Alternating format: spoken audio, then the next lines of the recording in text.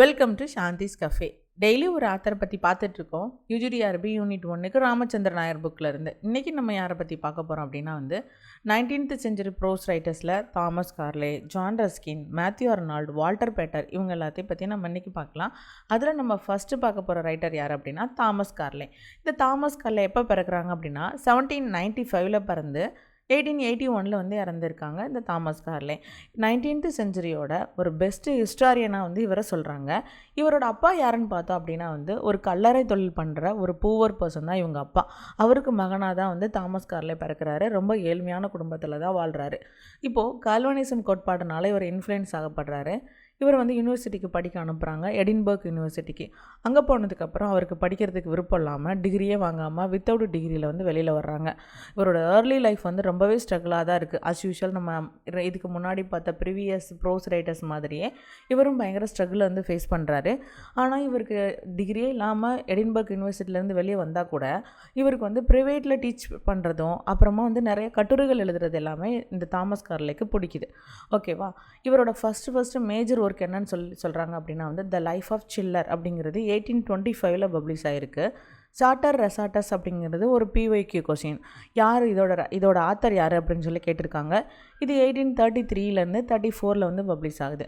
1833 the same இயரில் Charles லாம்போட last essays of ஏலியா அப்படிங்கிறது பப்ளிஷ் ஆகிருக்கும். இந்த இடத்துல ரீகால் பண்ணிக்கோங்க. ஓகேவா? இந்த சார்ட்டர் ரெசார்ட்டஸ் அப்படிங்கிற ஒர்க்கு ஒரு ஸ்பிரிச்சுவல் பிலாசபி ஒர்க்கு. இது ஏன் வச்சுக்கலாம். ஓகே, இந்த ஃப்ரெஞ்சு ரெவல்யூஷன் அப்படிங்கிற ஒர்க்கை 1837 எழுதியிருக்கிறாரு தாமஸ் கார்லே. நெக்ஸ்ட் ஒரு ஒர்க்கு, ஒரு இம்பார்ட்டண்டான work, heroes and hero worship அப்படிங்கிறது 1841 ஒரு சீரீஸ் ஆஃப் எஸ்ஏ கலெக்ஷன்ஸாக பப்ளிஷ் பண்ணியிருப்பாங்க. இதில் ஒரே ஒரு எஸ்ஏ என்ன அப்படின்னா ஹீரோ அஸ் எ போயட். இது ரொம்பவே இம்பார்ட்டண்டான ஒரு டாபிக் தான். இது PGDRBயில் ஒரு சிலபஸாக இருந்தது. இதில் தாமஸ் கார்லே யாரை ப்ரைஸ் பண்ணி சொல்லியிருப்பாங்க அப்படின்னா ஷேக்ஸ்பியர் தான் சொல்லியிருப்பாங்க. இந்த ஷேக்ஸ்பியரை எவ்வளோ முக்கியம், ஷேக்ஸ்பியர் இல்லாமல் ஷேக்ஸ்பியரை மக்கள் எவ்வளோ கொண்டாடுறாங்க. ஒரு இங்கிலாண்டில் போயிட்டு உங்களுக்கு ஒரு கிங் வேணுமா இல்லைனா ஷேக்ஸ்பியர் வேணுமான்னு சொல்லி ஒரு கொஷின் கேட்டால் எங்களுக்கு கிங் வேணாம், ஷேக்ஸ்பியர் தான் வேணும்னு சொல்லி ஆன்சர் பண்ணுவாங்களாம். ஏன் அப்படின்னு சொல்லி கேட்டோன்னா, கிங்கு கூட நம்ம அடுத்த ஒரு கிங்கை நம்ம செலக்ட் பண்ணிக்கலாம். ஆனால் ஒரு போயட்டாக ஒரு ஷேக்ஸ்பியராக இன்னொரு ஷேக்ஸ்பியரை நம்ம லைஃப் லாங் கண்டுபிடிக்கவே முடியாது. அதனால் ஷேக்ஸ்பியர் தான் எங்களோட சொத்து, நாங்கள் அது யாருக்கு விட்டு கொடுக்க மாட்டோன்னு சொல்லி லண்டன் பீப்புள் சொல்லுவாங்களாம். இந்த இங்கிலாந்து பீப்புள் சொல்லுவாங்கன்னு சொல்லி தாமஸ் கார்லே அவரோட இந்த ஹீரோஸ் அஸ் எ போயட் அப்படின்னு சொல்லி ஹீரோ அஸ் எ போயட் அப்படிங்கிற இந்த எஸ்ஸேல சொல்லியிருக்காங்க. எவ்வளோ முக்கியத்துவம் கொடுத்துருக்காங்கல்ல ரைட்டர்ஸ்க்கு. ஓகே, அப்புறமா பாஸ்ட் அண்ட் ப்ரெசன்ட் அப்படிங்கிற ஒரு எஸ்ஸே 1843 பப்ளிஷ் ஆகுது தாமஸ் கார்லேயோட ஒர்க்கில்.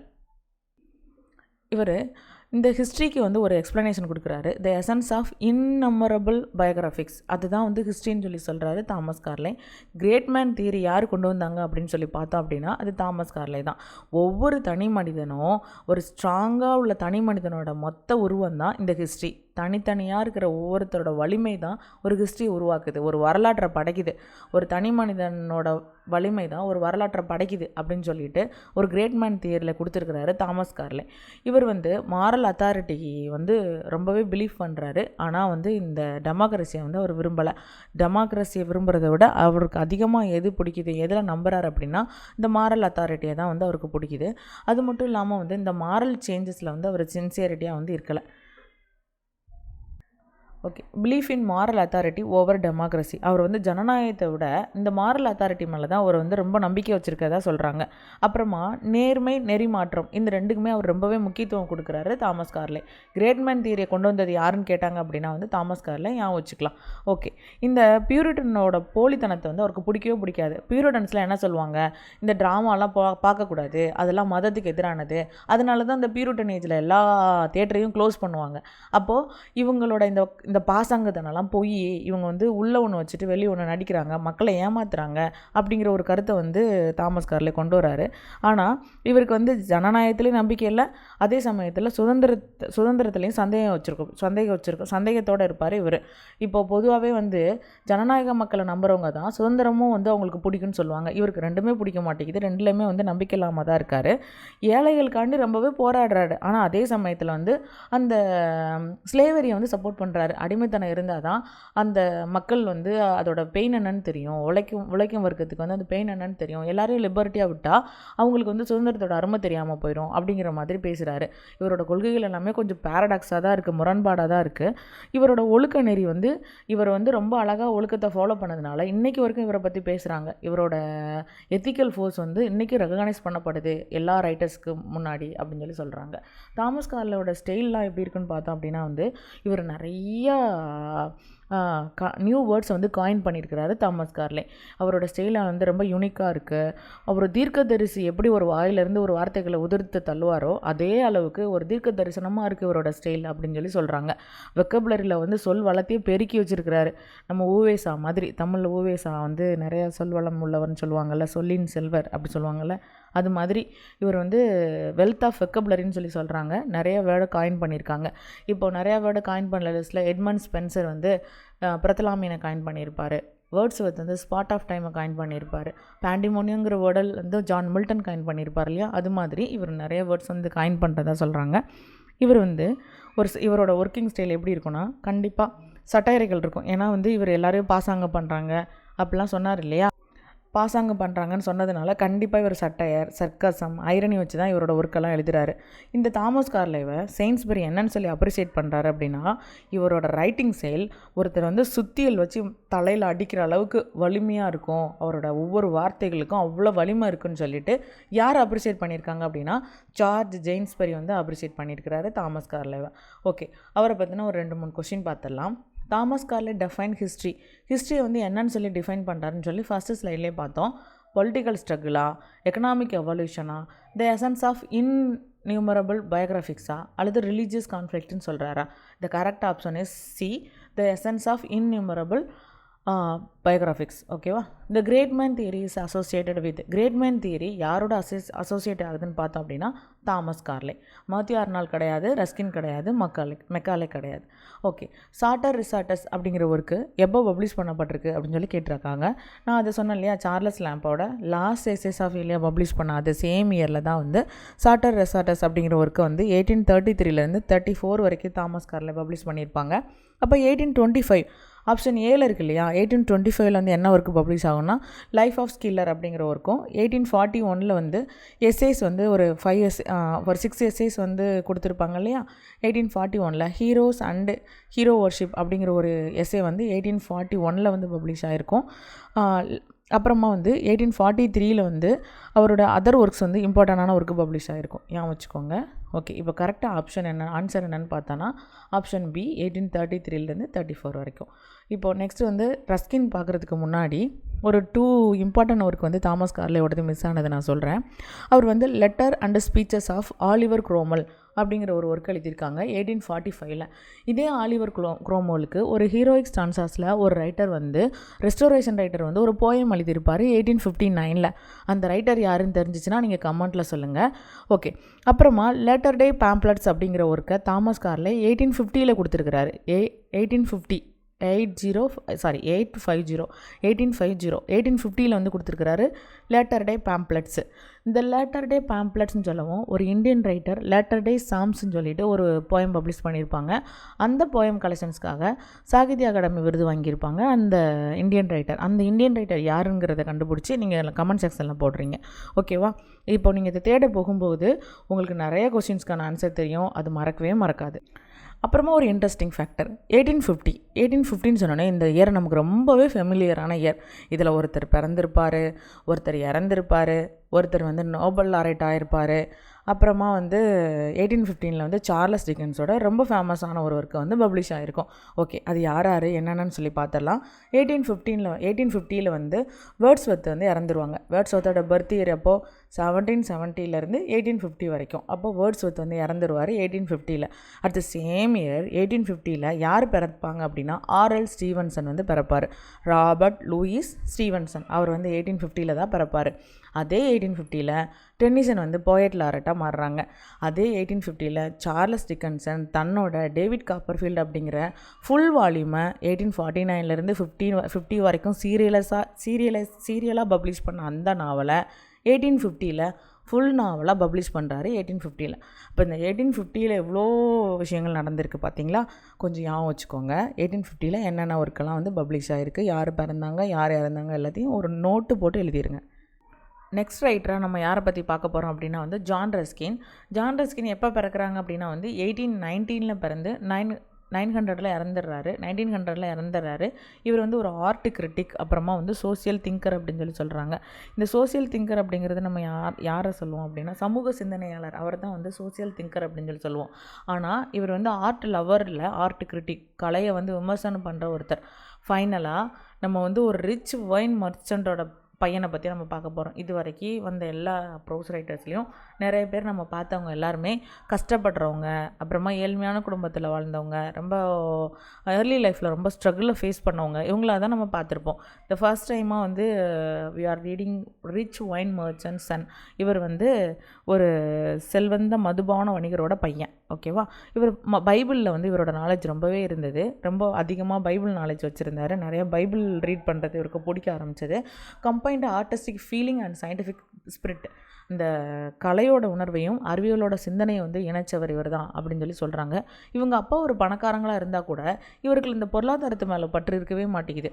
அவருக்கு அது பிடிக்கவே மாட்டேங்குது. இந்த பொருளாதாரம் அதிகமாக உள்ளவங்களை ரெஸ்பெக்ட் பண்ணுறது, வருமானம் கம்மியாக உள்ளவங்களை, பொருளாதாரத்தில் வந்து கீழ்நிலையில் உள்ளவங்களை வந்து ரெஸ்பெக்ட் பண்ணாமல் இருக்கிறது, இந்த மாதிரி கேட்டகரியான ஒரு விஷயம் வந்து அவருக்கு பிடிக்கல. அதனால தான் அவர் வந்து பொருளாதாரத்துக்கும் அப்புறமா அந்த செல்வ வழிபாட்டுக்கும் ஒரு எனிமி அப்படின்னு சொல்கிறாங்க. மெட்டீரியலிசத்துக்கு ஒரு எனிமியாக வந்து இவர் சொல்கிறாங்க ஜான் ரஸ்கினை. ஓகே, இவரோட மேஜர் ஒர்க்ஸ் என்னன்னு பார்த்தோன்னா இவரோட மேக்ஸிமம் ஒர்க்கு ஆர்ட் சம்மந்தப்பட்டதாக இருக்கும். ஏன்னா இவர் ஆர்ட் கிரிட்டிக், கலையை வந்து விமர்சனம் பண்ண ரைட்டர் தான் இவர். அதனால் இவரோட மேஜர் ஒர்க்ஸ் எல்லாமே வந்து ஆர்ட் சம்மந்தமாக தான் இருக்குது. இவரோட ஃபஸ்ட்டு ஃபேமஸ் ஒர்க் என்ன படி பார்த்தோன்னா வந்து மாடர்ன் பெயிண்டர்ஸ் அப்படிங்கிறது 1843 1860 வரைக்கும் வந்து எழுதியிருக்காங்க.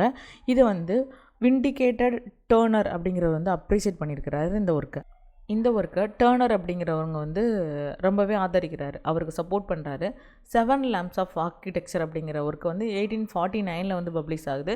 ஸ்டோன்ஸ் ஆஃப் வெனிஸ் அப்படிங்கிறது 1851 வந்து பப்ளிஷ் ஆகுது. இதெல்லாம் வந்து குரோனாலஜிக்கல் ஆர்டரில் நெட்டுக்குள்ள கேட்ட கொஸ்டின்ஸு, ப்ரீவியஸ் இயர்ஸ் கொஸ்டின்ஸ். இந்த ஒர்க்கை வந்து யார் எழுதுனாங்க, இது குரோனாலஜிக்கல் ஆர்டரில் வந்து ப்ளேஸ் பண்ணுங்கள் அப்படின்னு கொஸ்டின்ஸ் வரும். அதனால் நீங்கள் இந்த ரைட்டர்ஸோட ஒர்க்கு ப்ளஸ் இயர்ஸ் வந்து ரொம்ப முக்கியமாக பார்த்துக்கோங்க.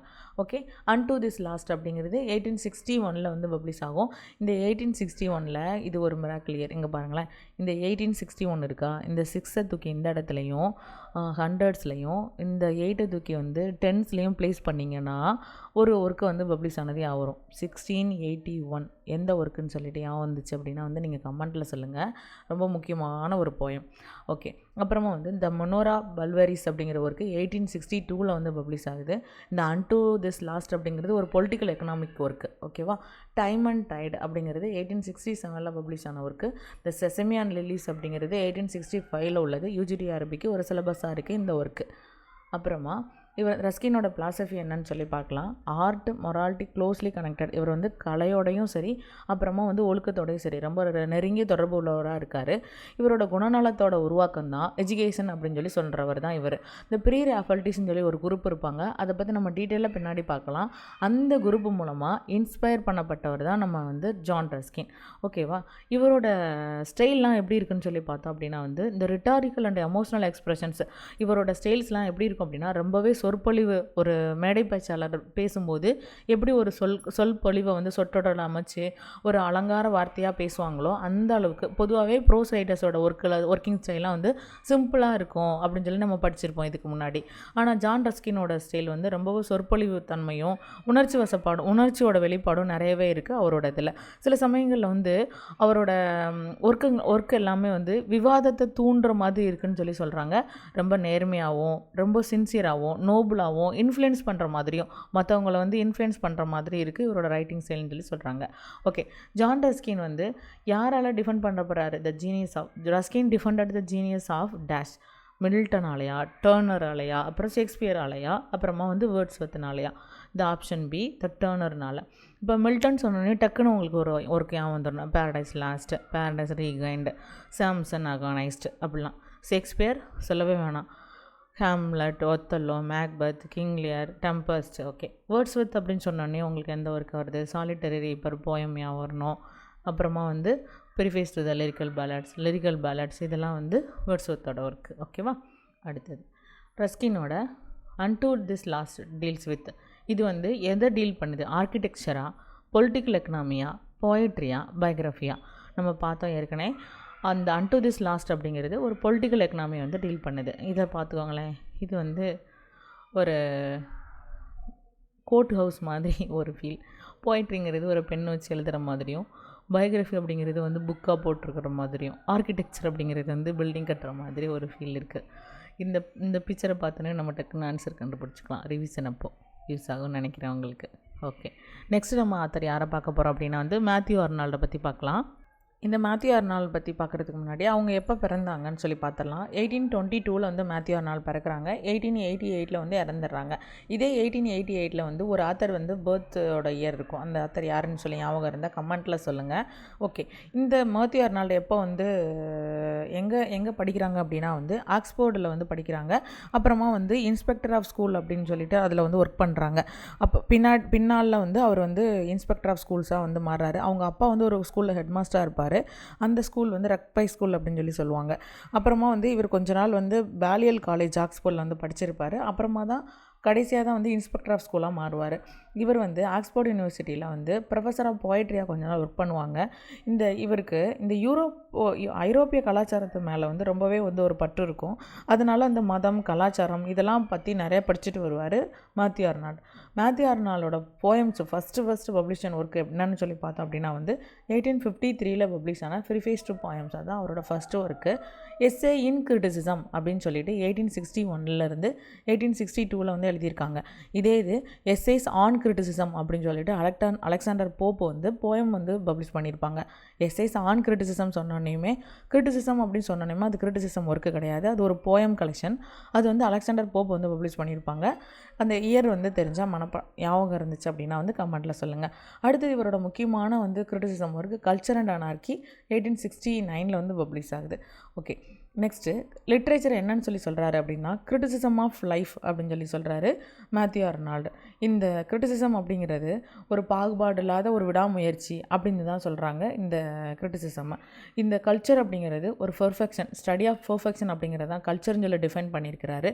இந்த கிளாசிக்கல் ஸ்பிரிட் அப்படிங்கிறது ஒரு காமான ஒரு சீர்ஃபுல்னஸாக உள்ள ஒரு கோட்பாடுக்கு ஒரு ஈக்குவலாக பாரம்பரிய மனப்பான்மை தான் ஒரு அமைதியான மகிழ்ச்சிக்கு ஈக்குவலாக இருக்குங்கிறது தான் இந்த லைனில் சொல்லியிருப்பாங்க. கிளாசிக்கல் ஸ்பிரிட் அப்புறமா ஹார்ம் சீர்ஃபுல்னஸ் அப்படின்னு சொல்லி சொல்கிறாரு மேத்யூ ஆர்னால்டு. மேத்யூ ஆர்னால்டோட இந்த பிளிஸ்டினிசம் அப்படிங்கிறது அதிலோட விமர்சகராக அவர் என்ன சொல்கிறாரு, சோசியல் தாட் என்ன கொண்டு வராரு அப்படின்னா வந்து இந்த கம்பேரேட்டிவ் கிரிட்டிசிசத்தோட பயனியர் யார் அப்படின்னு பார்த்தோன்னா வந்து இந்த மேத்யூ ஆர்னால்டு. இது ரொம்ப முக்கியமான கொஷின். கம்பேரேட்டிவ் கிரிட்டிசிசம் அப்படிங்கிறது வந்து நம்ம எதுக்கு எக்ஸாம்பிள் எடுத்துக்கலாம்னா வந்து இப்போது ஜான் ட்ரைடனோட எஸ்ஸே ஆன் ட்ரமட்டிக் பாய்ஸ் இருக்கு இல்லையா, அது வந்து என்ன கிரிட்டிசிசம் ஒர்க் அப்படின்னு சொல்லி கேட்டாங்கன்னா அப்படின்னா கம்பேரேட்டிவ் கிரிட்டிசிசம் சொல்லலாம். நம்ம இப்போ ஒரு 4 ஆத்தர் இருப்பாங்க. இப்போ மாடர்ன் ட்ராமாவை அப்புறமா வந்து ஆன்சியன் ட்ராமாவோட கம்பேர் பண்ணி கிரிட்டிசைஸ் பண்ணுவாங்க. அதுக்கு தான் நம்ம வந்து கம்பேரேட்டிவ் கிரிட்டிசிசம் சொல்லி சொல்லுவோம். இப்போ ஒரு லிட்ரேச்சரில் ஒரு கிரிட்டிசிசம் ஒர்க் படிக்கிறதுக்கு முன்னாடி அது அனலிட்டிக்கல் கிரிட்டிசிசமா இல்லைனா கம்பேரேட்டிவ் கிரிட்டிசிசமா ரெஃப்ளெக்டிவ் கிரிட்டிசிசமா இந்த மாதிரி நீங்கள் டீட்டெயிலாக படிச்சுட்டு போனீங்கன்னா அது உங்களுக்கு யூஸ்ஃபுல்லாக இருக்கும். அந்த வகையில் கம்பேரேட்டிவ் கிரிட்டிசிசத்தோட முன்னோடி யாருன்னு சொல்லி கேட்டாங்க அப்படின்னா மேத்யூ ஆர்னால்டு. ஓகேவா? அது மட்டும் இல்லாமல் சிவிலைஸ்டு இங்கிலீஷ் சொசைட்டி வேணும்னு சொல்லி ஆசைப்பட்டவர் இவர் தான். ஒரு இங்கிலீஷ் சொசைட்டியில் ஒரு ஆங்கில சமுதாயத்தில் நாகரிகத்தை கொண்டு வரணும்னு சொல்லி விருப்பப்பட்டவர் இவர் தான். ஆனால் இந்த மதத்துக்கான கோட்பாடை, அந்த கட்டுப்பாடை அதிலிருந்து விடுவிக்கணும் அப்படின்னு சொல்லிட்டு போராடினவர் இவர் தான் மேத்யூ ஆர்னால்டு. இவர் கம்பேரேட்டிவ் கிரிட்டிசிசத்தோட பயனராக இருக்கார். அப்புறமா வந்து இந்த இங்கிலீஷ் சொசைட்டியோட வந்து சிவிலைசேஷனை வந்து வேணும்னு சொல்லி சொன்னார். அதே சமயத்தில் மதத்தோட கட்டுப்பாடு கோட்பாடுகளாக வந்து விடுவிக்கணும்னு சொல்லி சொன்னவரும் யாருன்னா மேத்யூ ஆர்னால்டு. இவரோட ஸ்டைல்ஸ்லாம் எப்படி இருந்ததுன்னு சொல்லி பார்க்கலாம். ரொம்ப தெளிவாக ரொம்ப நாகரிகமாக இருந்தது இவரோட ப்ரோஸ் எல்லாம். லூசிட்னான்னு தெரியும் நமக்கு தெளிவாக அப்படின்னு சொல்லிட்டு இவரோட இந்த ஸ்டைல், இவரோட எஸ்ஏ ரைட்டிங் ஸ்டைல்ஸ்லாம், இந்த கிரிட்டிசிசம் ஒர்க்கோட ஸ்டைல்ஸ்லாம் கண்டிப்பாக வந்து ஐரணி இருந்தது. அதே சமயத்தில் அனலைசஸும் இருந்தது. ரொம்பவே பகுத்தாய்வுற மாதிரி இருந்தது அவரோட ஒர்க் எல்லாமே. கிட்டத்தட்ட கொஞ்சம் ஐரணி இருந்தால் கூட அதே சமயத்தில் வந்து அந்த ஒர்க்கு வந்து நம்ம அனலைஸ் பண்ணி இது ஏன் இப்படி சொல்ல வந்திருக்காங்கிறத கருத்தை யோசிக்கிற அளவுக்கு தான் இருந்தது மேத்யூ ஆர்னால்டோட ஒர்க்கு. அப்புறம் அது மட்டும் இல்லாமல் இவர் ஆக்ஸ்போர்ட் ஸ்காலர் அப்படிங்கிறதுனால அவரோட ஸ்டைல், ரிட்டன் ஸ்டைல் எல்லாருமே அவரோட ஒர்க்கில் எல்லாத்தையுமே வந்து ஆக்ஸ்போர்டோட கல்வி மரபு வந்து பிரதிபலிச்சுக்கிட்டு தான் இருந்தது. ஆக்ஸ்போர்டு அகடமிக் ஸ்டைல் வந்து வந்துக்கிட்டே தான் இருந்தது. இது மட்டும் இல்லாமல் இவர் இந்த சோபர் எக்ஸ்பிரஷன்ஸ் வந்து ஒவ்வொரு ஒர்க்லேயும் வந்து எல்லாரோடையும் ஈர்க்கக்கூடிய ஈர்த்து அந்த ஒர்க்கை படிக்கும்போது நம்ம அட்மையர் ஆகிறோம், நம்ம வந்து அப்படியே வந்து உள்ளே போய் உள்ளார்ந்து படிக்கிறோன்னு சொல்லுவாங்கள்ல, அந்த ஒரு டேலண்ட்டான ஒரு ஒர்க்கை மேத்யூ ஆர்னால்டால் கொடுக்க முடிஞ்சது. ஓகேவா? அந்த மேத்யூ ஆர்னால்ட் வந்து எப்படி வந்து லிட்ரேச்சரை டெஃபைன் பண்ணுறாரு? ஆர்ட் ஃபார் ஆர்ட் சேக்னு சொல்கிறாரா, கிரிட்டிசிசம் ஆஃப் லைஃப்னு சொல்கிறாரா, பொலிட்டிக்கல் டாக்குமெண்ட் சொல்கிறாரா, ரிலீஜியஸ் ட்ரூத்துன்னு சொல்கிறாங்கன்னு கேட்டோன்னா ஆன்சர் வந்து பி, கிரிட்டிசிசம் ஆஃப் லைஃப். அதுதான் வந்து கரெக்டான ஆன்சர். இந்த ஆர்ட் ஃபார் ஆர்ட் சேக் அப்படின்னு சொன்னோன்னே உங்களுக்கு யாரெல்லாம் ஞாபகம் வராங்கன்னு சொல்லுங்கள். எனக்கு வந்து ஆஸ்கார் வைல்டு ஞாபகம் வராரு. உங்களுக்கு யார் ஞாபகம் வராங்கன்னு சொல்லிவிட்டு கமெண்ட்டில் சொல்லுங்கள். ஓகேவா? Okay. Culture according to Arnold வந்து இந்த அர்னால்டோட கருத்துப்படி கல்ச்சர் அப்படிங்கிறது என்னது? நம்ம ஃபஸ்ட்டு ஸ்லைட்லேயே பார்த்தோம். ரிலீஜியனா, இல்லைனா ஸ்டடி ஆஃப் பர்ஃபெக்ஷனா, வெல்த்தா, பாலிட்டிக்ஸா? இந்த correct answer is study of perfection. அதுதான் வந்து மேத்யூ ஆர்னால்ட் கல்ச்சர் அப்படின்னு சொல்லியிருப்பார். ஓகே, நம்ம நெக்ஸ்ட் எந்த ரைட்டரை பார்க்க போகிறோம் அப்படின்னு சொல்லி பார்த்தோன்னா வந்து வால்டர் பேட்டர் அவர் தான் பார்க்க போகிறோம். இந்த ஆர்ட் ஃபார் ஆர்ட் சேக்கில் ரொம்ப முக்கியமான ரைட்டரில் இவரும் ஒருத்தர் தான். ஆர்ட் ஃபார் ஆர்ட் சேக் சொன்னோன்னே நமக்கு டக்குன்னு வந்து வால்டர் பேட்டர், ஆஸ்கார் வைல்டர்லாம் ஞாபகம் வருவாங்க. உங்களுக்கு எந்த ரைட்டர் ஞாபகம் வராங்கன்னு சொல்லுங்கன்னு சொல்லியிருந்தேன். உங்களுக்கு ஞாபகம் வர ரைட்டர் வந்து சொல்லுங்கள். நெக்ஸ்ட் இம்பார்ட்டன்ட் ஆத்தராக நம்ம பார்க்க போகிறது வால்டர் பேட்டர். அவங்க எப்போ பிறக்கிறாங்க அப்படின்னா 1839 பிறந்து 1894 வந்து இறந்துடுறாங்க. இவங்க வந்து ஒரு டாக்டரோட பையன். இவங்க வந்து ஆக்ஸ்போர்டில் தான் கிராஜுவேட் பண்ணுறாரு வால்டர் பேட்டர் 1862. ஓகேவா? இந்த வால்டர் பேட்டர் யாரால் வந்து இன்ஃப்ளூயன்ஸ் ஆகி இந்த ஒர்க்கெல்லாம் எழுதுறாங்கன்னு பார்த்தோம் அப்படின்னா வந்து ஜான் ரஸ்கினானோ, அப்புறமா ஃப்ரீ ராபர்ட்டிஸ் ரைட்டர்ஸ் இருப்பாங்கள்ல, அந்த குரூப் ரைட்டர்ஸ்னாலும் இன்ஃப்ளூயன்ஸ் ஆகிறாரு. இவர் கண்டிப்பாக வந்து ஏஸ்தட்டிசத்தில் ஆர்ட் ஃபார் ஆர்ட் சேக் அந்த ஒரு கோட்பாடை வந்து கொண்டு வந்தவர், ஃபாலோ பண்ணவரும் இவர் தான். இந்த ஏஸ்தட்டிசம் ஆர்ட் ஃபார் ஆர்ட் சேக் அப்படிங்கிறது எதை வந்து மீன் பண்ணுது அப்படிங்கிறத நம்ம இப்போ பார்க்கலாம். வால்டர் பேட்டரோட மேஜர் ஒர்க்குக்கு அப்புறமா அதை டீட்டெயில் நம்ம பார்க்கலாம். வால்டர் பேட்டரோட மேஜர் ஒர்க் என்ன அப்படின்னா 1866 பப்ளிஷ் ஆன விங்கிள் மேன் அப்படிங்கிறது அவரோட மேஜர் ஒர்க்கு. அப்புறமா வந்து studies in the history of renaissance அப்படிங்கிற ஒர்க்கை 1873 எழுதியிருக்காங்க. மேரியஸ் த எபிகூரியன் அப்படிங்கிற ஒர்க்கை 1885 எழுதியிருக்காரு. இமேஜினரி போர்ட்ரைட்ஸ் அப்படிங்கிற ஒர்க்கை 1887லையும், அப்ரிசியேஷன் அப்படிங்கிற ஒர்க்கை 1889லையும் வந்து வால்டர் பேட்டர் கொண்டு வந்து கொடுத்துருக்காங்க. இது ரொம்பவே மேஜர் ஒர்க்ஸ்ன்னு சொல்கிறாங்க. அப்புறமா இந்த ஏஸ்தட்டிக் தியரி அப்படிங்கிறது அழகியல் கோட்பாடு அப்படின்னு சொல்லுவோம். வால்டர் பேட்டரோட அழகியல் கோட்பாடு பற்றி நம்ம என்னன்னு சொல்லி பார்க்கலாம். இந்த ஆர்ட் ஃபார் ஆர்ட் சேக்னு சொல்கிறாங்களே அப்படின்னா என்னென்னா, இந்த ஆர்ட் அப்படிங்கிறது வந்து ஒரு ஹாப்பினஸ்காண்டி, ஒரு ப்ளஷருக்காண்டி தான் இருக்கே தவிர வேறு எந்த நோக்கத்துக்காண்டி கிடையாது. அது வந்து நீங்கள் அதை வச்சு வேறு என்னென்னமோ பண்ணலாம் அப்படின்லாம் நினைக்க வேணாம். அந்த ஆர்ட் அப்படிங்கிறது ஒன்லி ஹாப்பினஸ், நோபல் ப்ளஷர், தீவிரமான ஒரு சந்தோஷத்தை கொடுக்கறது தான் ஆர்ட் அப்படின்னு சொல்கிறாங்க. வேறு எந்த நோக்கமும் கிடையாது இதுக்கு. No utilitarian purpose, art is useless. இந்த கலைக்கு வந்து எந்த பயன்பாடும் கிடையாது, ஒன்லி ப்ளஷர். இது இமேஜினேட்டிவ் கிரிட்டிசிசம் சொல்கிறாங்க. இந்த கற்பனை சார்ந்த ஒரு விமர்சனத்தை தான் ஆஸ்தட்டிக் தியரி சொல்லுது, ஆர்ட் ஃபார் ஆர்ட் சேக் அப்படின்னு சொல்லிட்டு. இதில் யார் இன்ஃப்ளூயன்ஸ் ஆகியிருக்காங்க அப்படின்னு பார்த்தோன்னா ஆஸ்கார் வைல்டு. ஓகேவா? ஆஸ்கார் வைல்டை வந்து இது இன்ஃப்ளூயன்ஸ் பண்ணியிருக்கு. ஓகே, வால்டர் பேட்டரோட கிரிட்டிசிசத்தை பற்றி நம்ம பேசலாம். இவரோட கிரிட்டிசிசத்தில் எதுக்கு முதன்மை கொடுக்குறாரு அப்படின்னா பியூட்டி. நம்ம பார்த்தோம் இல்லையா, அவர் ஆர்ட்டுக்கு தான் ரொம்ப இம்பார்ட்டன்ட் கொடுக்குறாரு. இவர் ஒரு அழகியல் கோட்பாட்டை கொண்டு வந்தவர் வால்டர் பேட்டர். அதனால் இவர் எதுக்கு வந்து ப்ரைமரி வேல்யூ கொடுக்குறாரு அப்படின்னா வந்து பியூட்டிக்கு தான் வந்து ப்ரைமரி வேல்யூ கொடுக்குறாரு. இப்போது இந்த கிரிட்டிக் வந்து எதை டிசைன்ஸ் பண்ணுறது, குவாலிட்டி ஆஃப் பியூட்டின்னு சொல்கிறாங்க அப்படின்னா வந்து இந்த விமர்சகர் வந்து என்ன பண்ணுறாரு அப்படின்னா வந்து அழகோட தரத்தை உணர்ந்து அப்புறமா தான் வந்து கிரிட்டிக் பண்ண ஆரம்பிக்கிறார் ஒழிய அதோட தரம் என்னன்னு சொல்லி தெரிஞ்சுக்காமல் அது கிரிட்டிக் பண்ண ஆரம்பிக்கிறதே இல்லை. இது மட்டும் இல்லாமல் இந்த ஆர்ட் அப்படிங்கிறது ஒரு ஆர்ட் ப்ரொடியூஸ் யூனிக்கான ஒரு சந்தோஷமான ஒரு உணர்வை கொடுக்குதுன்னு சொல்கிறாங்க. Art produces unique pleasurable sensation. ஒரு யூனிக்கான, ஒரு தனித்துவமான, ஒரு இன்பமான உணர்வை கொடுக்குறது தான் இந்த ஆர்ட்டு. நம்ம ஒரு டிராயிங் பார்க்குறோம், இல்லைனா வந்து ஒரு நேச்சர் பார்க்குறோன்னு வச்சுக்கோங்களேன். அந்த ஒரு மரத்தை அதே ஒரு ஆர்டிஸ்ட் வந்து ஒரு பேப்பர்லேயோ அல்லது ஒரு போர்ட்லேயோ வந்து வரைஞ்சிருக்கும் போது அந்த சன் வந்து அப்படியே வந்து பிரைட்டாக இருக்கிற மாதிரியும் அந்த ட்ரீயோட கலர் சேஞ்ச் ஆகாமல் கொடுக்கும்போது நமக்கு எவ்வளோ ஒரு சந்தோஷத்தை கொடுக்குது. நேச்சராக போய் நம்ம லைவாக வந்து பார்த்த மாதிரி ஒரு ப்ளஷர் கொடுக்குது இல்லையா? அதை தான் இந்த இடத்துல வந்து தனித்துவமான ஒரு இன்பமான உணர்வை கொடுக்குது ஆர்ட் அப்படின்னு சொல்கிறாங்க. அது மட்டும் இல்லாமல் இந்த ஏஸ்தட்டிக் கிரிட்டிக்ஸ், இந்த அழகியல் கோட்பாடு சம்மந்தப்பட்ட இந்த விமர்சகர்கள் என்ன சொல்கிறாங்க அப்படின்னா வந்து ஆர்ட்டை வந்து அதோட தாக்கத்து மூலமாக தான் ஆய்வு செய்கிறாங்களே ஒழிய தனியாக இண்டிவிஜுவலாக வந்து தனியாக அது வேறு எதோடு கம்பேர் பண்ணுறது கிடையாது அப்படின்னு சொல்கிறாங்க. ஓகேவா? இதுக்கப்புறம் இது மட்டும் இல்லாமல் இந்த ஆர்ட் இவரோட ஸ்டைல், வால்டர் பேட்டரோட ஸ்டைல் வந்து நிறைய மெட்டஃபர்ஸை யூஸ் பண்ணியிருப்பார். அப்புறமா வந்து கொஞ்சம் சின்ன சின்ன மெட்டஃபர்ஸு, அப்புறமா ஓவர் டோன்ஸ்னால் என்னென்னா ஒரு நுண்ணிய அர்த்தத்தோட பயன்பாடுன்னு சொல்லுவாங்கள்ல, அதையும் யூஸ் பண்ணியிருப்பாங்க. அது மட்டும் இல்லாமல் இவரோட ஸ்டைலில் ஒரு நல்லாவே மியூசிக்கல் ரிதம் இருக்கும். அப்புறமா வந்து சொற்றொடர்களை மாற்றி மாற்றி எழுதியிருப்பார், இன்வர்ஷன் பண்ணியிருப்பார். ஒரு சென்டென்ஸ் இருக்குது அப்படின்னா வந்து அதை வந்து மாற்றி எழுதியிருப்பாங்க வால்டர் பேட்டர். இந்த வால்டர் பேட்டரோட ஸ்டைலை பார்த்து நம்ம சார்ல்ஸ் ஜெயின்ஸ்பரி என்னன்னு சொல்லி அப்ரிஷியேட் பண்ணுறாங்க அப்படின்னு பார்த்தோன்னா வந்து ஒரு ப்ரோஸ் பாராகிராஃபோட கட்டிடக்கலை தான் இவரோட ஸ்டைல் அப்படின்னு சொல்கிறாங்க. ஒரு கட்டிடத்தோட வடிவமைப்பு எப்படி அழகாக அடுக்கப்பட்டு இருக்குமோ அதே மாதிரி இவரோட ஒரு ப்ரோஸ் பாராகிராஃபில் வார்த்தைகளை அவ்வளோ அழகாக அடுக்கி வச்சுருப்பார் நம்ம வால்டர் பேட்டர் அப்படின்னு சொல்லிட்டு சார்ல்ஸ் ஜெயின்ஸ்பரி வந்து இவர் அப்ரிஷியேட் பண்ணுறாரு. ஓகே, வால்டர் பேட்டரை பற்றி பார்த்ததில் அவர் எதை அட்வொகேட் பண்ணுறாரு அப்படின்னு பார்த்தோன்னா மாரல் கிரிட்டிசிசமா, இல்லைனா ஆர்ட் ஃபார் ஆர்ட் சேக்கா, இல்லைனா சோசியல் ரெஃபார்மா, இல்லைனா டெமோக்ரஸியா, அப்படி பார்த்தோன்னா ஆன்சர் என்னன்னு பார்த்தோன்னா ஆர்ட் ஃபார் ஆர்ட் சேக், அதை தான் வந்து அட்வொகேட் பண்ணுறாரு. ஓகே, மேரியஸ் த எபிக்யூரியன் அப்படிங்கிற ஒர்க்கு எப்போ பப்ளிஷ் ஆகுதுன்னு பார்த்தோன்னா 1885 வந்து பப்ளிஷ் ஆகுதுன்னு பார்த்துருந்தோம். பேட்டர் வந்து வால்டர் பேட்டர் எதில் வால்டர் பேட்டர் இன்ஃப்ளூயன்ஸ்டு, யாரால் இன்ஃப்ளூயன்ஸ் ஆகிருக்கார் அப்படின்னா ஆஸ்கார் வைல்டுன்னு சொன்னோன்னே இம்பார்ட்டன் ஆஃப் பீயிங் அர்னஸ்ட் 1895 இந்த மாதிரி ஒர்க்கெல்லாம் வந்து ஒர்க்கு அதோட இயர் சேர்ந்து ஞாபகம் வச்சுக்கோங்க. இது UGRB சிலபஸ். ஓகே, பேட்டரோட கிரிட்டிசிசம் வந்து என்னன்னு சொல்லி கூப்பிட்றாங்க அப்படின்னா இமேஜினேட்டிவ் கிரிட்டிசிசம்னு சொல்கிறாங்க. அப்போது இதுக்கு முன்னாடி ஒரு ஆத்தர் பார்த்தோம் இல்லையா, கம்பேரிட்டிவ் கிரிட்டிசிசத்தோட பயனியராக இருந்தாருன்னு சொல்லி, அந்த ஆத்தர் யார் அப்படின்னு இந்த இடத்துல நீங்கள் ரீகால் பண்ணிக்கணும். அப்போ தான் நமக்கு மறக்காது.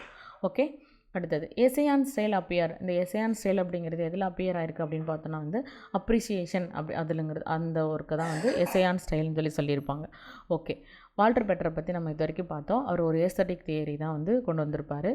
அப்புறமா அழகியல் கோட்பாடை கொண்டு வந்தவர், ஆர்ட் ஃபார் ஆர்ட் சேக்னு சொல்கிறாங்க. ஓகே, இது வரைக்கும் நம்ம 4 ரைட்டர்ஸை பற்றி பார்த்துருக்கோம். இதில் ஏதாவது இதில் ஏதாவது உங்களுக்கு ஞாபகம் இல்லாத இருந்துச்சு அப்படின்னா ஓகே, தேங்க்யூ.